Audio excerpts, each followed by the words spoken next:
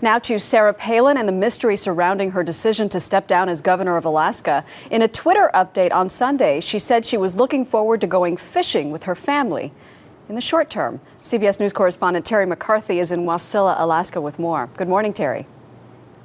Good morning, Maggie. And we're standing just several hundred yards down the lakeshore from Sarah Palin's residence. But so far, she's given few clues about what she plans to do after she leaves the governor's office behind. The most recognizable face of Alaskan politics is stepping down, even though her term should last another 18 months.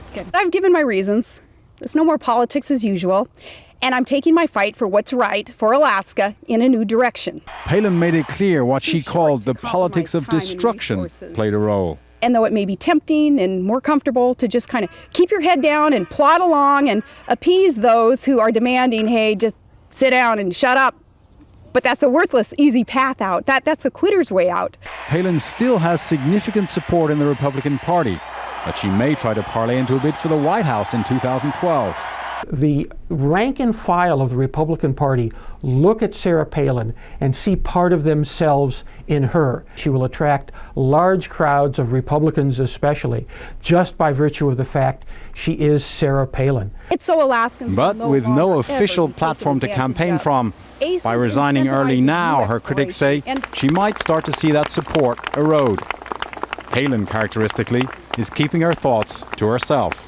I think of the saying on my parents' refrigerator, a little magnet that says, don't explain, your friends don't need it, and your enemies won't believe you anyway.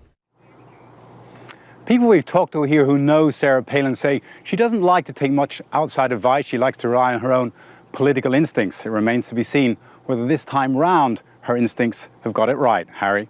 Terry McCarthy in WASILLA this morning. Thank you very much. Joining us from Austin, Texas is former aide to President George W. Bush, Dan Bartlett. Morning, Dan. Morning, Harry. You're a diehard Republican. You live, eat, and breathe your party. You heard this news a couple of days ago, and your immediate reaction was what? Just that, what? She's left those supporters and detractors once again scratching their heads, Harry, and really hasn't left much of a roadmap going forward about what her political ambition really might be. I kind of view this as a two-step process. She believes probably that she has outgrown the governorship of Alaska. She's going to spend some time probably getting her family affairs in order and charting a course that will give her the opportunity, potentially down the road, to seek higher office. From your perspective, is she asset or liability to the party? I think it's too early to tell. I think there's a core part of our party that really does appreciate what she brings to the table. She generates a lot of coverage, obviously, and has become kind of a lightning rod. But if she harnesses that in a positive direction and demonstrates over the course of the next couple of years that she can be a positive force for the party and shore up some of her liabilities, like on foreign policy. So this is still an untold story, Harry, and she needs to do a lot if she decides to run for president. Because one of the things that so many people find so appealing about her is this kind of raw energy. If she came to you for advice, what would you tell her about seasoning?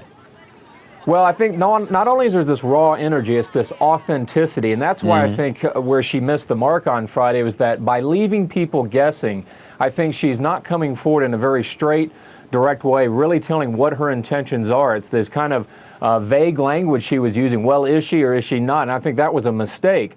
But going forward, what she needs to do is to demonstrate that she can be there for the party during the midterm elections next year, and then find some way to demonstrate that she can play on the international stage. And that's been one of her big Achilles heels during the last election cycle. Right. So I would tell her over the course of the next 18 to 24 months is to find ways to demonstrate that she can have a seat at that international table as well. There you go. All right. Thanks very much, Dan Appreciate it, Bartlett. All right. Have a good morning. You bet. You too.